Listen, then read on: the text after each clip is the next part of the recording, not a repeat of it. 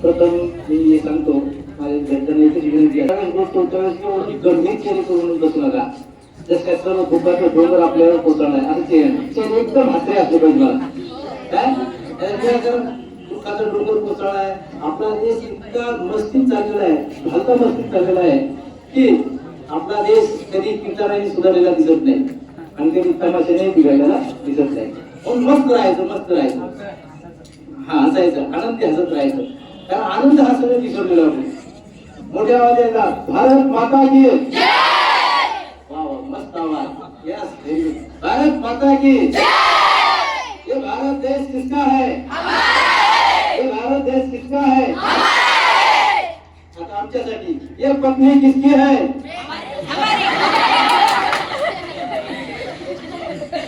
जोपर्यंत माझा देश म्हणत नाही, मेरा देश म्हणत नाही, तोपर्यंत तुम्ही देशाची सेवा करू शकत नाही. आम्हाला देश म्हणायचं नाही, काय म्हणायचं? मेरा देश आहे, माझा देश आहे. बरोबर आहे? तसं चालणार आहे का? माझी शाळा नाही म्हणायचं, माझी शाळा स्वतःची. आपली शाळा म्हणत काय होईल? तुम्ही जास्त लक्ष देणार नाही. बरोबर आहे? मी याच्यासाठी आलो. बॅड टच, गुड टच, ज्यावेळेस तुम्ही माझ्या देखील बसमधून प्रवास करता त्यावेळेस कोणीतरी हरामखोर पिचकाऱ्या मारणारा असतो, झिपऱ्या घेतला असतो, तिथून कट मारलेला असतो, नालायक गोष्टी असतो, ती नालायकाची आवडतच असते. तर माझ्या लेकीला सांगायचं आणि माझ्या तुम्हाला सांगतो, ह्या कोणी आपल्या सख्या बहिणी, आपल्या बहिणी जर आपण काही ते छेडछाड केली, तुम्ही काय करता? तुम्ही तळपायाची असं करता की नाही? त्याचप्रमाणे आपल्या बहिणीची कोणत्या छेड करायला असून बाहेरचा माझा हरामखोर, तर त्याला काय करायचं? मारायचं. आणि माझ्या लेकीला सांगतो 4-5 दिन राहायचे सोबत, इथे राहायचं. त्यावेळेस तुला म्हणायचं कोणी तुला छेडछाड करता आपण घे मला तिकडे. काय ते म्हणजे लग्न करतो त्याला डायरेक्ट मला लग्न करतोस का? धाड्या लगेच मारायला सुरुवात करायची. आणि त्यावेळेस आणि जर असे काही टेन्शन आलं असेल तर तुमच्या शिक्षकाला, तुमच्या आईला, तुमच्या बापाला यांना सांगायचं की उघड आमचं 112 आहे, आमच्या पोलीसचा क्रमांक 112 तुम्हाला सांगितलं त्याच्यावर, त्याच्यावर डायल करा. किंवा एखादं रस्त्यात चाललेलं एखादं काका, दादा, भाऊ कोणी असेल त्यांना सांगायचं मला फोन लावले 112 डायल करायचं. तुमचं नाव बी येत नाही, काही येत नाही. माझ्या दादाजी गेलो, तुम्हाला सुद्धा त्रास होतो काही काही लोकांचा, धोके झाले लोक असतात ना. बरोबर आहे? आणि सगळ्यात एकच विनंती आहे की तुम्ही प्रेमाच्या वगैरे नादी लागायचं नाही. प्रेम करायचं, प्रेम असं करायचं, तुटून करायचं जोपर्यंत आपलं ध्येय, आपलं हिजन, आपण नोकरी असो, मामलेदार असो, तहसीलदार असो, काय जे बनायचं आहे ते झाल्याशिवाय आपण मागं झालं नाही. इतकं प्रेम करायचं, नंतर तुमच्या पायावर बदल राहिला तर तुम्ही बिनधास्त प्रेम, माझं प्रेमाला विरोध नाही. पण आमच्याकडे की ज्या 90च्या शतकात ज्या प्रकारचं गाणं असायचं, साजन मेरा उस पार है, मिलने को दिल बेकरार है.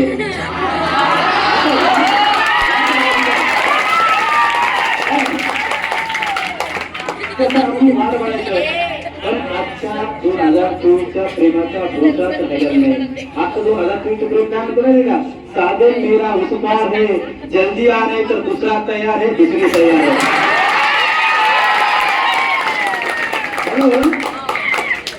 अजिबात या प्रेमावर भरोसा ठेवायचा नाही. प्रेम आहे का? नाही. कारण हे दुसरा, तिसरी या मार्गाचा भरोसा ठेवायचा नाही. आणि आपण सगळे खेड्यातले आपलं गुण काय होतो आपला की आपण निवडून घेत असतो. आपल्याला मला इंग्रजी येत नाही, मला वाचन येत नाही, मी चांगलं शहरातल्या माणसासारखं राहत नाही.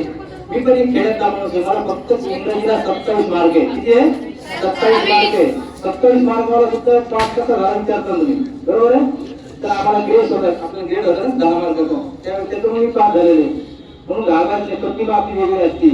आमच्या काळामध्ये ज्यावेळेस एकदा आम्ही सहलीला जायचं त्या काळात, आता तर सहलीला जाता तुम्ही मोकळ्या गाड्या असतात, ट्रॅव्हल्स असतात, कोणी मोटरसायकल, हे आपले पोरं जेवण झालेले मोटरसायकल व्यवस्थित चालायची, विनाकारण असं एकदम टाक्यासारखं चालवायची नाही, एकदम व्यवस्थित चालायची. आणि लक्ष ठेवायचं आपली आई बहीण यांची सेवा, एक लक्ष ठेवायचं सगळ्याकडं. मी आमच्या काळामध्ये एक सहलीला गेल्यानंतर मी असा आम्ही सहलीला गेल्यानंतर आम्ही 3 जण होतो. 2 जण शहरातले होते, हुशार होते, शाळेचे विद्यार्थी, आणि मी कलेचा विद्यार्थी. मी कसा खेळतला तुमच्यासारखा असेल एकदम, मला काही येत नाही, पण आपली प्रतिभा जागा होती. आपण प्रज्ञावंत जरी नसतो आपण प्रतिभा आपल्या हृदयात असते, प्रतिभा बाहेर निघत असते. आम्ही तिघजण गेलो, एकदा तिघजण आम्ही सहलीला गेलेलो असताना त्याच्या गावात मुक्काम थांबला. मुक्काम थांबल्यानंतर माझ्या खीर घेऊन म्हणलं. त्यांनी दोघा मित्रांनी काय केलं, मस्त दोघांकडे एक जण दूध आणलं, एक जणांनी हुशार होते ते, त्यांनी दूध आणलं, एक जणांनी तांदूळ आणले दुकानात जाऊन. आणि मला काय काम नाही, तुम्ही खेळत तर 3 देवळं लाव आणि चूल आणि सरपण गोळा कर. मग मी सरपण गोळा केलं, 3 देवळं लावले, चूल केली. मग चूल केल्यानंतर आम्ही तिघांनी खीर शिजवली. शिजवल्यानंतर अशी खाल्ली, तुम्ही खाला तशीच दाबून खाल्ली. दाबून खाल्ली तर त्याच्यात खीर काय आलं, थोडीशी उरली आलं. आता उरली म्हणल्यानंतर मला ते 2 हुशार होते माझ्यापेक्षा, ते म्हणजे आता ही खायची कोणी सकाळी. तर ते 2 हुशार असं म्हणजे काय म्हणजे एक काम करू म्हणे, ज्याला रात्री झोपल्यानंतर ज्याला चांगलं स्वप्न पडलं ना त्यांनी सकाळी ही खायची. पण मला वाटलं आता हे 2 लय भारी बोल स्वप्न काय ठरून पडतं का, ठरून पडत नाही. मग त्यांनी सांगितलं की असं म्हणजे ठीक आहे बाबा, मी असं म्हणलं. मग ते म्हणजे आपण सकाळी उठलो, स्वप्न काही ठरून पडत नाही. 6 लेकरं स्वप्न कसे पडतात, पापडी तिथल्या वगैरे आहे ना. आणि तुम्हाला तरुणांना काय पडते हे पण माहित नाही, मी सांगणार गेले तुम्हाला, बरोबर आहे. आणि लेडीजला काय पडतात, साड्या दागिने वगैरे असे स्वप्न पडतात. मग माझ्या डोक्यात आलं हे खाल्ली आणि मला ते सकाळी उठले ना एक रंगून स्वप्न सांगणार, वेगवेगळ्या पद्धतीने सांगणार. आम्ही दोघांनी काय केलं, सगळे झोपलो. पण माझ्या डोक्यात माझी प्रतिभा लागली झाली. ते गुरुवर झोपलेलं पाहिजे. रात्री 1:30 वाजता उठलो, ती खीर अशी तलकून खाल्ली आणि जसून तशी झाकलं लावून टीव्हीवर परत झोपलो. मग झोपल्यानंतर आम्ही तिघांनी सकाळी उठलो. मला हलवून दिलं द्यायला. मग तो पहिला मला विद्यार्थी होता, सायन्सचा हुशार होता, एकदम शहरातला. तो मला असं स्वप्न पडलं नाही, असं स्वप्न पडलं की बाबा मला सांगतो, मला स्वर्गातल्या इंद्राने माणूस पाठवलं, माझ्या सैन्य पाठवलं. इंद्र म्हणलं मला गादीचा खटाळा आला, मला गादीवर बसायचं. मी तर खुशालो उठलो आणि मला घेऊन गेले इंद्राच्या गादीवर बसवलं. मग तिथं बसल्यानंतर नाचणाऱ्या रंभा उर्वशी सगळं विचारलं, अमृत अमृत. तर तू माझं स्वप्न म्हणजे स्वर्गात बसतो, माझं स्वप्न सगळ्यात चांगलंय ही खीर मी खाणार. दुसरा काय म्हणला, तुम्ही माझ्यापेक्षा हुशारच होता, तुम्ही थांबा, माझा ऐकून तुझं स्वर्गात होतं, माझ्या धरती माथ्यावरले. आणि एक राजा सम्राट आहे म्हणे, तो 15 वर्षापासून कटाळा आला राजाचा त्याला, आणि त्याचं मुलं बेकार आहे, वाईट आहे, हुशार नाही. म्हणून मला उठवलं आणि मला घेऊन गेले, राजाच्या गादीवर बसवलं आणि सम्राट बनवलं. माझे सम्राट बनवलं, मंत्रीपद सगळे स्वागत केलं, माझा समारंभ झाला. हा म्हणला, दुसरा म्हणला, पहिल्याला म्हणला तुझं स्वप्न स्वर्गातलं आहे, माझं स्वप्न कुठं धरतीवर आहे, ही खीर मी खाणार. मग दोघांनी असं लोकून सांगितलं स्वप्न. मग दोघीने मिळून मला विचारलं, पुन्हा काय स्वप्न पडलं. मला असं स्वतः पण मला स्वप्न पडलं, माझ्या स्वप्नात एवढा भयानक काळा फक्त राक्षस आला, एवढाले केस, एवढाले दात, आणि बाप त्याच्या हातात कोयता असं फुटला. तो माझ्या स्वप्नात आला म्हणे, माझ्या छातीवर बाजीला उठ म्हणे, रामेश्वर माझी मान धरली, ती खीर खाऊन टाक, नाही तर तुला मारून टाकीन म्हणे. मग त्या दोघांनी काय केलं, खाली बाबा मी बहुत चांगलं म्हणे. मला तो उठायचं म्हणे, मला काय उठवलं नाही. आणि तुम्ही गुरु होतात कुठे, तू स्वर्गात होता, एक तू सरसम्राट गादीवर बसला, कसं सांगणार मी तुम्हाला. म्हणून आपल्या खेड्यातल्या मुलासोबत सुद्धा प्रतिभा जागी असते आपल्या, काय असतं, आपण घाबरायचं नाही. म्हणून घाबरायचं नाही. आणि आता 10वीचं मुलं आहे, प्रेम काही नाही, प्रेमाच्या नादी अजिबात लागत नाही. आपले आई वडील जे असतात ना, आपल्यासाठी रात्र एक कष्ट करतात, माहिती आहे तुम्हाला. मी प्रत्येक वेळेस सांगतो तुम्हाला, प्रत्येक वेळेस आलं सांगितलं, खरा वेळ कोणता आहे तुमचा, आई वडील आहे. ते प्रत्येक वेळेस सांगतो तुम्हाला, कारण आम्ही 7वीच्या मुली आणि 10वीच्या असे होते, प्रेम तोंडाची पोरं असतात, तीच काय म्हणतात त्याच्यात गुटखा पाहून, त्या पोरं तुम्हाला आळक्यात करतात, हेतूनाटीच केल्यासारखं करतात आणि तुमच्या प्रेमाच्या जाळ्यात पडतात. त्याच्या अजिबात नादी लागू नका. जोपर्यंत तुमच्या पायावर, तुमच्या ध्येयावर, तुमच्या विजनवर पायावर उभा पगार कमावा लागले, तोपर्यंत प्रेमाचा विचार करायचा नाही. बरोबर आहे ना, नाही करणार नक्की, मोठ्या आवाजात नाही करणार. हुशार आहे तुम्ही. म्हणून तुम्ही माझ्या दादा आणि दिदीला सांगायचं आहे की तुम्ही प्रेमाच्या अजिबात नादी लागू नका. कारण एवढं हुशार लागत असतं. मी जर काहीच हुशार नसताना, मला 10वीला 45% असताना सुद्धा मी एवढा गोपनीय अधिकारी होऊ शकतो पण म्हणून 10वी 12वी झाल्यानंतर तुम्हाला समजतं की आपण काय करायचं आणि काय व्हायचं, बरोबर आहे. आणि 10वीच्या मुलीला मुलांना सांगायचं, प्रेमात 10वी झाली की फुकतो आपण, अहंकार येतो आपण, आणि कॉलेजला जायचं म्हणजे आपण स्टाईल के साथ करतो, बरोबर आहे. स्टाईल के साथ अजिबात जायचं नाही. मी स्टाईल के साथ पहिल्यांदा पॅरेगॉन चप्पल घातली आणि स्टाईल के साथ गेलो आणि मला सुद्धा मी सुद्धा असं गोळा होतो तुमच्यासारखा की मी गेलो तुम्ही ते हुशार असतो मला 50%, 70%, 80%, 45% वाला आहे. मग मी कॉलेजला गेलो मला कॉलेजला गेलो मला कविता सुचली मला कविता अशी सुचली की डोक्यात बसली माझ्या की कोणाची मला माहित नाही प्रेमाचं पुढे काय झालं मला माहित नाही पण कविता अशी होती कॉलेजच्या पहिल्या गेटवर गेला मुलगी दिसतात कविता सुचली कॉलेजचं गेट झाली तिथं भेट घुसली मनात चेत देशील का रे मला लेट काय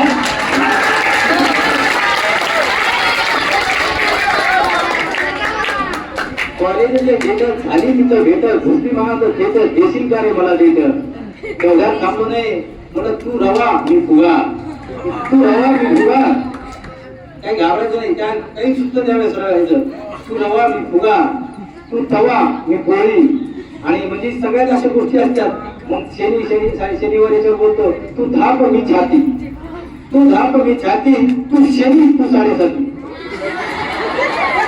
सांग ना आपली दुर्दिनकारी नाती सांग ना आपली दुर्दिनकारी नाती अशा कवीच्या नादी लागायचं नाही फक्त आपल्या शाळेत शिकत असताना डोळ्यासमोर एकच लक्षात ठेवायचं एकच लक्षात ठेवायचं आपण शिकत असताना आपले आईवडील आपल्यासाठी काय करतात कोणी डोळे झाकून आपले आईवडील बघा पण काही आता नवीन पोर आहे डोळे झाकतात काय असं कुणाला डोळे झाकतात सुंदर दिसते कुणाला डोळे झाकतात सुंदर दिसते कुणाला उर्वशी रंभा वसुंधरा दिसते कुणाला डोळे झाकतात सुंदर दिसते कुणाला उर्वशी रंभा वसुंधरा दिसते नौटंकी जगाला काय काय दिसते मी डोळे झाकतात माझी राबणारी माय दिसते माझी माय दिसते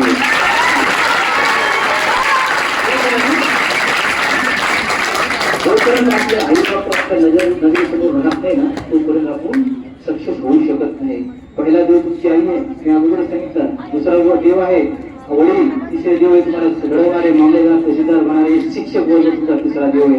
हा 3 देवाला जर तुम्ही विसरले नाही तर आयुष्यात तुम्ही असक्सेस राहणार नाही. म्हणून आई वडील आणि शिक्षक या 3 लोकांना देव मानायचं बाकी मानायचं नका मानू पण आई वडील आणि शिक्षक या 3 लोकांना देव मानलंच पाहिजे नक्की निश्चितपणे ठरवणार आजपासून. याचे काय होतंय जराही थांबली नाही जरी पाहून गेली ती जराही थांबली नाही तरी पाहून गेली ती मलाच कळले कसे नाही मला टाळून गेली ती. लक्षात त्याच्यात काही ध्यान करायचं नाही ते टाळून जाते स्वप्न असतं ते माझं लक्षात. म्हणून काही त्याच्या मागे लागायचं नाही. लक्षात ठेवायचं की आपलं ध्येय आणि आपलं विजन याच्यावर लक्ष ठेवलं पाहिजे.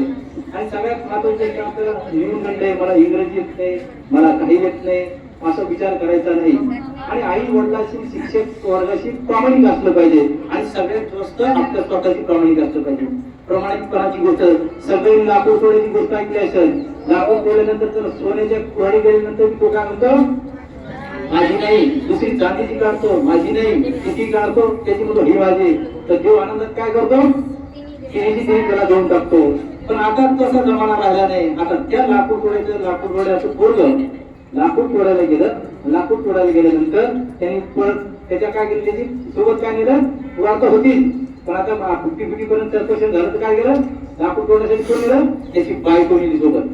मग लाकूड तोडल्यानंतर काय पडलं त्याचं त्याची बायको पडली पुराण नाही पडली. आता काय पडलं नाही बायको पडली म्हणजे मेन काय केलं खिशातला फोन काढला कटकट लावला आणि देवाला फोन लावला.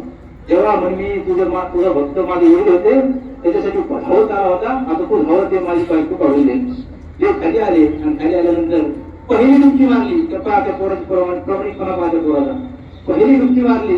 पहिली डुबकी मारल्यानंतर काय केलं त्यांनी ऐश्वर्या राय काढली कळत तर देव काय म्हणाला बाळ तुझी बायको काही मुलाचा प्रमाणिकपणा भाग मुला म्हणतो देवा हीच माझी बायको म्हणजे हीच माझी बायको काय प्रमाणिकपणा. देव म्हणाला अरे बाळ तुझ्या बापाला मी सोन्याची काढली होती प्रमाणिकपणा राहत होता सोन्याची घेतली नाही चांदीची घेतली नाही तुझं काय प्रमाणिकपणा तो पोरगा हुशार होता माझ्यासारखा. देवा मी पण प्रमाणिकच आहे. तेव्हा तुम्ही दुसरी वृत्ती काढली असती मानली असती तर तुम्ही काय काढली असती राणी मुखर्जी काढली असती तिसरी वृत्ती माझी काढली असती माझी बायको काढली असती आणि आनंदाच्या घरात तुम्ही मला तिन्ही दिल्या असत्या तर मी म्हणलं मला एकच सांभाळ व्हायला तर 3 पुढे सांभाळून असा प्रामाणिकपणा आपल्यापाशी आपल्या आई वडिलांची आणि त्याची प्रामाणिकपणा सगळ्यांनी प्रामाणिकपणे राहिलं पाहिजे. आणि आता इतके डेंजर आहे. असा एक मुलगा उठला असं माझ्या एका शाळेत गेलो मी. सर म्हणे तुम्ही पास झाले का? म्हणलं हो. एमपीसी पास झाले? हो सर. मग तुम्हाला प्रश्न उत्तर द्या म्हणे. पूर्ण उठलं असंच होय बाई बाळा करायला.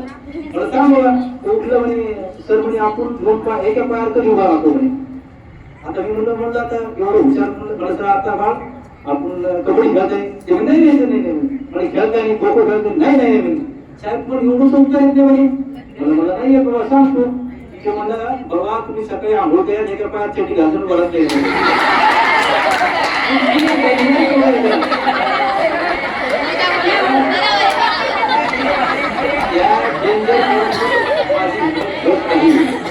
म्हणून थोडासा भयानक होते. आणि सगळ्यात माझ्या तुला दादा आणि दिदीला सांगायचं तुम्हाला सांगायचं मित्रांनो ज्यावेळेस आपली भावकीची असते ना भावकीपासून दूर राहा. भावकीसोबत अजिबात भांडण करू नका. भावकीसोबत भांडण केलं तुमचं कॅरेक्टर काढायसाठी माझ्याकडे येतं पोलीस स्टेशनला. माझ्या एका कुठला एरिया झाला त्यावेळेस तुमच्या कॅरेक्टरमध्ये गुन्ह्यामध्ये जर नाव असेल तर तुम्हाला नोकरीला घेत नाही. आता 3 मुली येतात आणि 8 मुले येतात. त्याच्या भावकीला त्यांचे नाव विरावाचे टाकलेले असतात आणि ते गुन्ह्यात आढळलेले असल्यामुळं त्यांना तरीही तुम्ही त्याच्यात घेत नाहीये काय. आणि त्याच्यामुळे भावकीच्या पासून दूर राहा. भावकी इतकी दरिद्र आहे की त्याच्यावरच्या नाजी लावू नका. माझी असो का तुमची असो आपलं शिक्षण आणि आपलं ध्येय सकाळी उठायचं शाळा आणि अभ्यास बरोबर आहे. अभ्यासाच्या व्यतिरिक्त काय करायचं नाही आनंद घ्यायचा बाकीच्या वरती पण बाकीच्या चाळे करायचे नाही. सगळ्यात महत्वाचं हुशार पोरायचा तर पोरापेक्षा कोण हुशार आहे मला वाटतं काय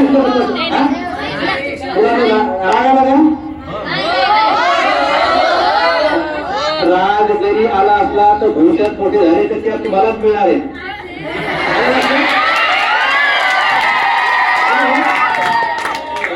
राग येण्याचं काहीच कारण नाही.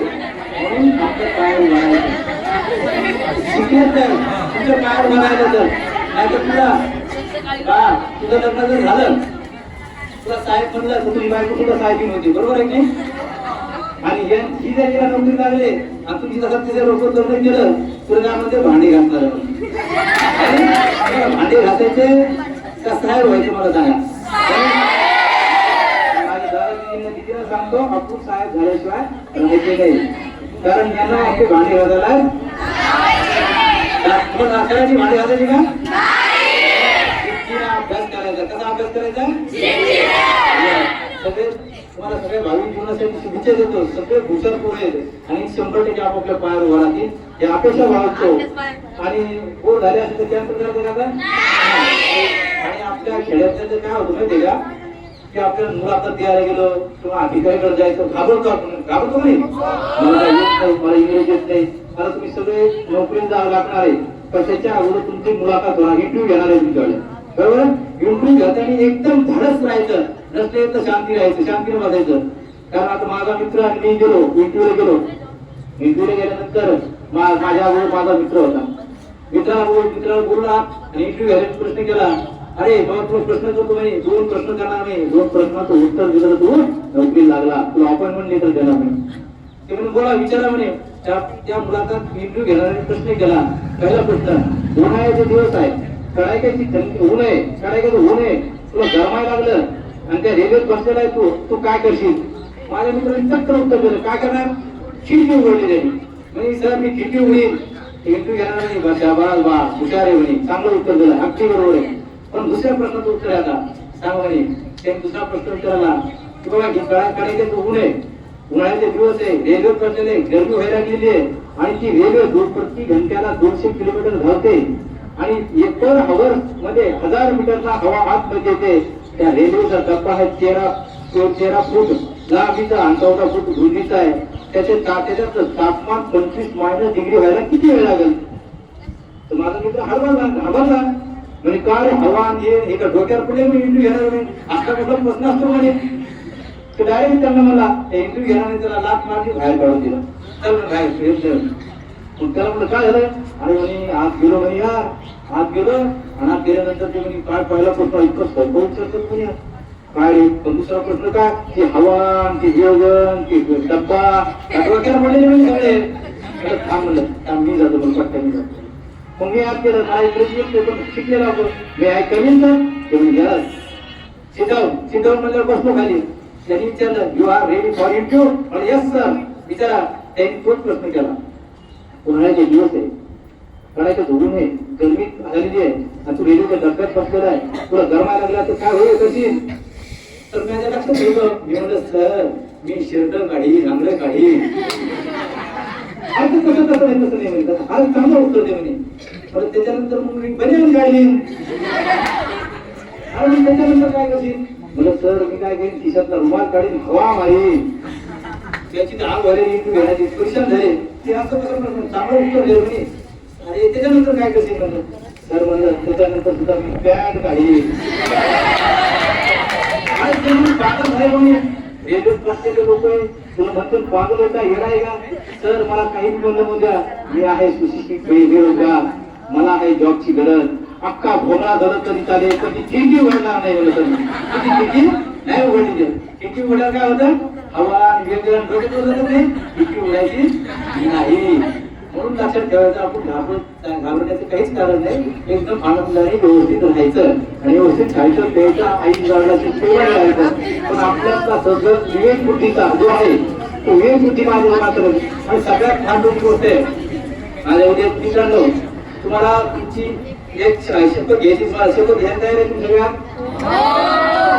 सगळ्या वेळे सावधान आणि आपल्या हातात आई आणि बाप त्यांच्याने आपल्या हृदयात टाकायचे कधीच काय बाहेर काढायचे नाही हृदयावर हात ठेवायचा आणि शपथ घ्यायची काय रे वेळे सावधान या हृदयात आई बाप टाकायचे आज आम्ही शपथ घेतो की माझे आई वडील वाघासारखे वाघिणीसारखे समाजात ताट मानेने जगतात त्यांची मान कधी झुकू देणार नाही माझ्या आई वडिलांनी रात्रंदिवस कष्ट करून हाडात पाणी पाणी करून मला शिक्षणासाठी खर्च केला तो मोबाईल दिला त्या मोबाईलचा योग्य उपयोग करीन त्यापासून माझ्या आई वडिलांची मान झुकणार नाही आजपासून तर सगळे आई वडिलांचं आपण ध्यान करूनच काम करीत राहायचं आई वडिलांची शपथ झाली तुम्ही आई वडिलांची मान झुकू देणार नाही तुमचा बाप आहे तो बाप आणि आई वडील सगळे लक्षात राहू द्या हृदयात राहू द्या काही नक्की समय सूचकावर प्रश्न केले कोणाच्या ध्यानात येतो आपल्याला विद्यार्थी मित्रांनो प्रश्न समय सूचकतात लेडीज पण आवाज येतो तरी पण येतो सगळ्याला 11-12 येते ना एकावर 1 11 1 2 12 येतं सगळ्याला लेडीजचा आवाज येतो की यांचा आवाज येतो बघून प्रश्न एकावर 1 91 1 2 92 एकावर 3 एकावर 3 एकावर 3 एकावर 3 तेरा अगदी कोण तर उभा तेरा म्हणणार बरोबर म्हणत नाही तेरा म्हणणार उभा त्याच्या नावाने जोरदार टाळ्या वाजवायच्या एवढा कमशी होण्याचे लोक जायला आले एकावर किती होते ना आणि तुम्ही 93 का बोलत होते 93 होतो ऐका त्याच्यामुळे ज्यावेळेस हातात प्रश्नपत्रिका पडली परीक्षेच्या वेळेस त्यावेळेस प्रश्न समाजाचं उत्तर द्यायचं नाही जे असं होतं क्रिया करायचं तर आपण क्रियामच करून बसतो बरोबर आहे दुसरा प्रश्न आहे मोहनच्या आईला 3 मुलं एकाच छोटा एका दुसऱ्याचा आपको तिसऱ्याचा किती बरं हुशार आहे बेटा बघा आणि कसं नाही ठीक आहे दूसरा प्रश्न आहे एक म्हणून ऐसा कौन सा पंछी है सर पर पैर है बघा आता बरोबर आहे आता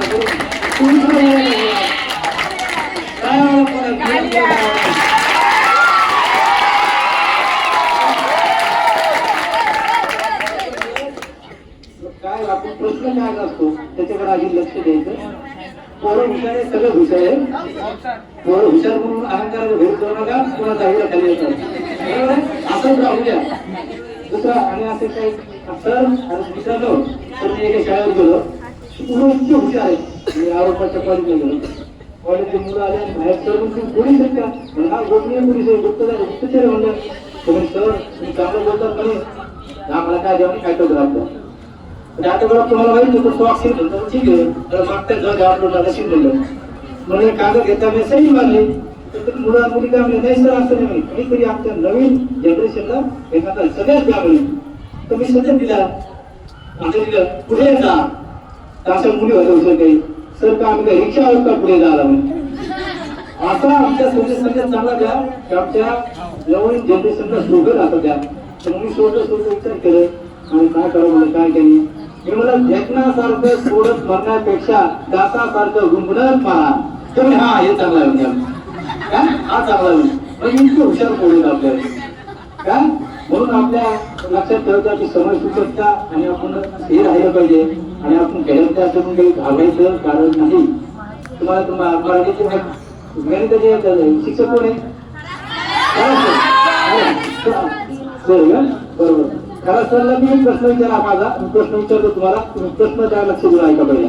तुम्हाला येत असेल तर तुम्ही सांगा आणि नाही आला आणि असेच प्रश्न विचारले जातात समाजात लोकांनी. काय प्रश्न विचारतात काही तर प्रश्न असा आहे, आमच्या शिक्षणाधिकारी शाळेत आले, 7वीला होतो आम्ही आणि असं प्रश्न आले की शिक्षणाधिकारी थोडं साहित्य होता आणि घाबरलेला होता आणि तो म्हणाला की आला शाळेवर आला आणि म्हणे बाबा सांगा म्हणे मी प्रश्न करीन म्हणे. आमचे शिक्षक हेडमास्टर टीचर घाबरवले घाम म्हणले जर प्रश्न आला ते काही बोलतो म्हणे शिक्षक. त्यांनी प्रश्न केला की मुंबईहून कलकत्त्याकडे प्रति घंट्याला 200 किलोमीटर विमान धावतो तर माझं वय किती.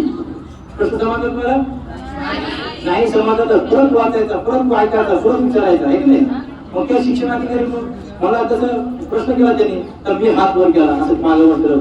आमचं हेडमास्टर हे रामेश्वर खरंच हे रामेश्वर खरंच तुला काय येत नाही बस काही सर मग मला येतंय. शिक्षणाधिकारी आमचे हेडमास्टर बघितलं हे आम्हाला बोल द्या मग उठलं सर मला उत्तर येतंय पण मला प्रश्न समजला नाही अजून डबल सांगा. तर त्यांनी सांगितलं मुंबईहून कलकत्त्याकडे प्रति घंट्याला 200 किलोमीटर विमान धावते तर माझं वय किती. तर मला सोपं येतात तुम्ही कुठे गेले कोणत्या जगात गेले तर कोणाला उत्तर येणार नाही मला पट्ट्या देतो म्हणे. मी मला तुमचं वय 44 वर्ष आहे म्हणून योगा त्याचं वय 44 निघालं. तो शिक्षण अधिकारी इतका खुश झाला इतका खुश झाला आणि बापरे 50 शाळेवर बोलून उत्तर बोलायला नाही माझं वय बरोबर 44 नाही. पण त्यांनी परत मला पकडलं त्यामुळे आणि ते उत्तर बरोबर दिलं. पण याचा फॉर्म्युला याचा मेथड मला सांग याचं मेथड सांग म्हणलं काय सांगू आता म्हणलं मेथड सांगता येईल का मला सर फक्त मेथड पठ्ठ्या एकट्याला येतं म्हणलं आयुष्यात कोणाला येणार नाही आता खरं सगळं येणार नाही असं म्हणता. तर मी म्हणलं सर त्याचं इतकं सोपं उत्तर आहे म्हणलं तुझं वय 44 आहे म्हणलं. माझ्या घरचा तुला 2 टक्का त्याचं वय वर्ष 22 आहे आणि तो हाफ मॅड आहे आणि तुमचं वय वर्ष 44 आहे तुम्ही फुल मॅड आहात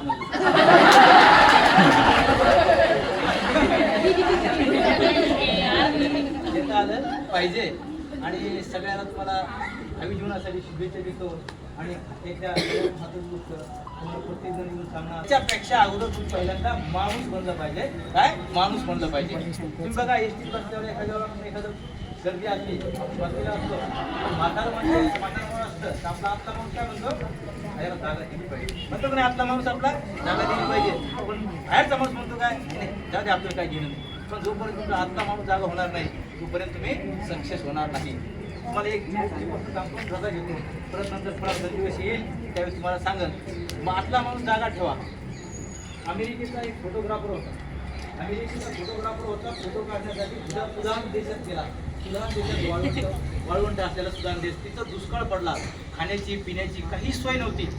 खाण्याची पिण्याची सोय नव्हती. फोटोग्राफर गेला आणि फोटोग्राफरने बघितलं की तिथं NGOच्या खाण्याच्या जेवणाची व्यवस्था केलेली असते काही काही जागेवर पाण्याची जेवणाची वगैरे. पण एक मुलगी वाळवंटात मात्र वाळवंटात इतकी त्राण गेलेली होती वाळून गेलेली होती सुकलेली होती आणि ती मुलगी चलत होती. तिला माहिती होती ह्या बाजूला आपल्याला जेवणाची सोय पाण्याची सोय मग ती सरपटत चालली होती. सरपटत चालली असताना त्या अमेरिकेच्या फोटोग्राफरनं काय केलं तिचा फोटो काढला. फोटो काढला आणि फोटो काढल्यानंतर तो इतका जग प्रसिद्ध झाला फोटो. तो फोटो याचा होता की वाळून हडकून गेलेली मुलगी